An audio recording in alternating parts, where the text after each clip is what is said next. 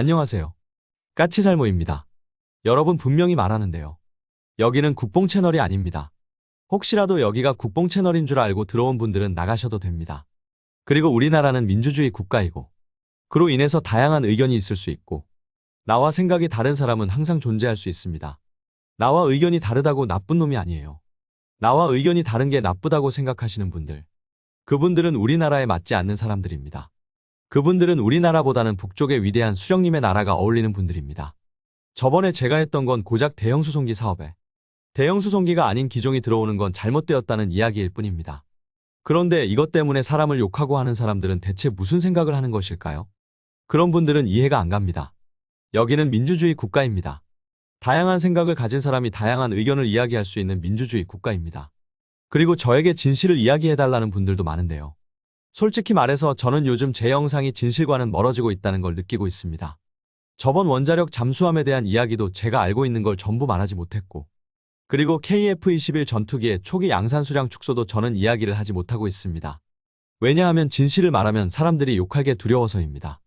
진짜 진실을 이야기하면 그 내용과 다른 정치색을 가진 분들은 저를 욕할 것이 분명하기 때문입니다. 그래서 시간이 가면 갈수록 제 영상이 진실에서 멀어진다는 느낌을 받을 때가 많습니다. 정말 어려운 것 같아요. 그래서 유튜브의 군사 채널들은 국뽕 채널만 살아남는 게 아닌가 하는 생각도 들고요. 국뽕 채널을 하는 게 쉬운 일이라는 걸 느끼게 됩니다. 생각하면 할수록 찹찹합니다. 뭐 어찌되었든 그나마 오늘은 여러분이 좋아할 만한 이야기를 가지고 왔습니다. 조기경보기용 레이더 개발 사업 이야기입니다. 작년에 한때 미국 보잉의 횡포 때문에 우리나라는 조기경보기의 국산화에 대해서 논의를 하기도 했지만요. 지금은 국산화를 포기한 상태이죠. 그러면서 미국과 이스라엘 그리고 스웨덴 기종이 경합을 벌이고 있다는 기사들이 뜨고 있습니다. 그러나 실상은 전혀 경합을 벌이고 있지 않다는 건 제가 전에도 이야기한 바가 있죠. 실상은 나머지 두 기종은 들러리에 불과합니다. 어차피 이스라엘과 스웨덴 기종은 우리 군이 요구하는 ROC를 충족하지 못합니다. 그래서 채택될 수도 없고요. 이미 내부적으로는 미국 보잉에 E7이 내정되어 있습니다. 솔직히 마치 치열한 것처럼 언론 플레이를 하는 이유는 그나마 미국 보잉과의 협상을 유리하게 하기 위해서일 뿐이지 별로 의미가 없는 일입니다. 그리고 이 문제도 그런 기사들이 뜨기 전부터 제가 이미 오래전에 국산화하지 않고 E7을 도입할 거라는 영상을 올리기도 했었죠. 그래서 이 문제는 치열하게 경쟁하는 것 같은 표면적인 모습과는 다르게 E7으로 거의 확정이고 지금은 E7을 우리가 FMS로 도입할 수 있는 때만을 기다리고 있는 거라고 보시면 됩니다. 솔직히 현 시점에서 우리가 다른 기종을 고른다는 것 자체도 불가능에 가까운 일입니다. E7은 이미 미국과 나토의 표준 조기경보기로 낙점이 되어 있는 기체입니다. 우리가 이런 서방권의 표준이 된 기종 말고 다른 기종을 선택한다는 게 말이나 될까요? 불가능한 일입니다. 그럼 우리는 영원히 조기경보기를 수입하게 될까요? 아니죠.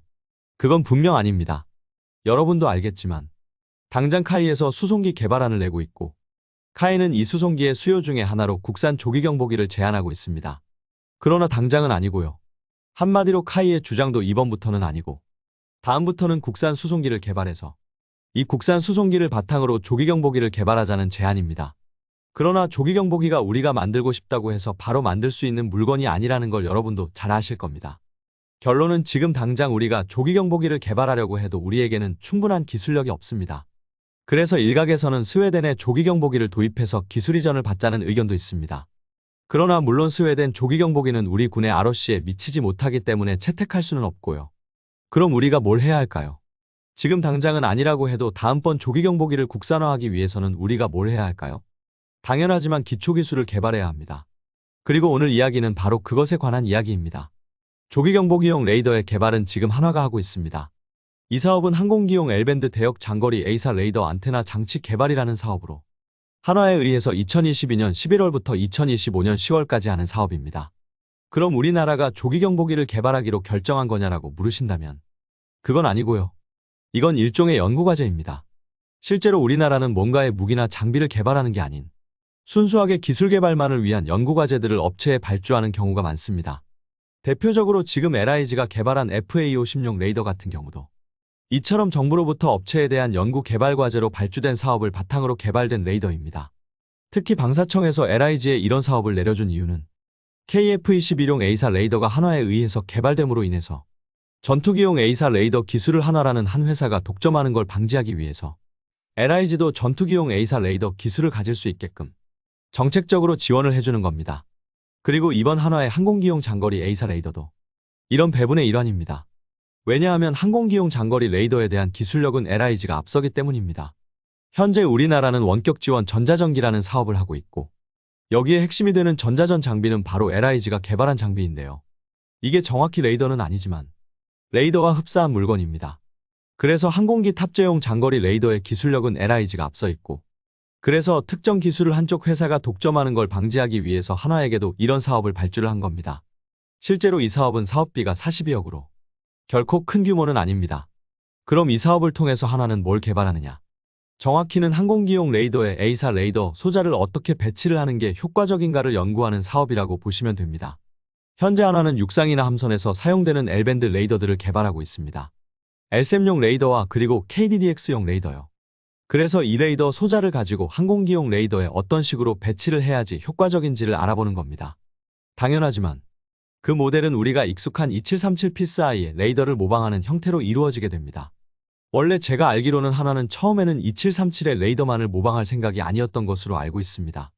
그 이유는 한화가 조기경보기용 레이더 개발 사업에 대한 걸 처음 선보인 게 작년인 2022년 축의 학술대회였습니다.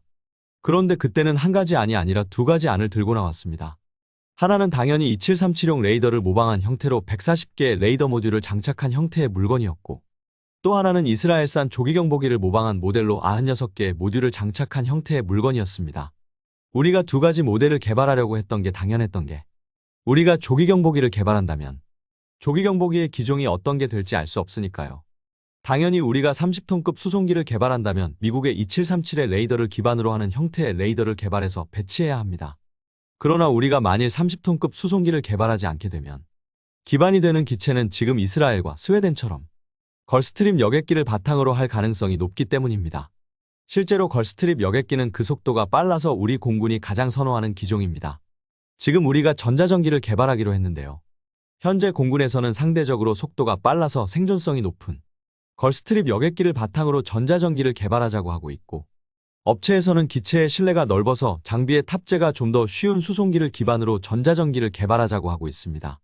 그래서 국산 수송기가 개발이 안 된다면 국산 조기경보기도 공군은 속도가 빨라서 생존성이 높은 걸스트립 여객기를 선호할 가능성이 높습니다. 문제는 여러분도 알겠지만 지금 이스라엘과 스웨덴의 조기경보기가 우리 군의 ROC를 충족하지 못하는 이유는 조기경보기의 주 레이더가 360도를 커버하지 못하고 그로 인해서 사각이 생기게 되고 그걸 보충하기 위해서 기체의 전방과 후방에 보조 레이더를 달고 있지만 이 보조 레이더는 우리 군이 요구하는 탐지거리를 달성하지 못한다는 점입니다. 그리고 이미 우리 한화에서도 초기 연구를 통해서 동일한 결과를 도출한 것으로 보입니다. 그래서 이스라엘 모델을 기반으로 하는 96개 모듈이 들어가는 모델은 360도 탐지가 안 되어서 개발을 포기한 듯하고요. 결과적으로 지금은 2737을 기반으로 하는 140개 모듈을 중점으로 연구하는 것 같습니다. 그리고 이번 연구에서는 완성된 레이더를 개발하는 게 아니라 이 모듈의 일부만을 개발해서 실제 항공기에 탑재를 해서 레이더 빔이 어떻게 탐지하는지를 연구한다고 합니다. 한마디로 완성형 레이더를 개발하는 건 결코 아닙니다. 당연하겠죠.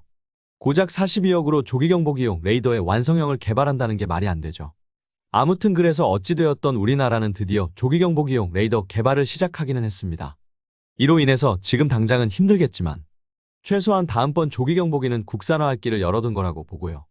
저도 솔직히 말해서 이 사업은 분명 단순한 기술 개발 사업이지만 우리나라의 국산 수송기가 개발되어서 국산 레이더를 단 조기경보기를 개발하기를 기원합니다.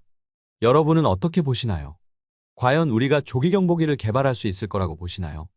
이상 영상 봐주셔서 감사합니다.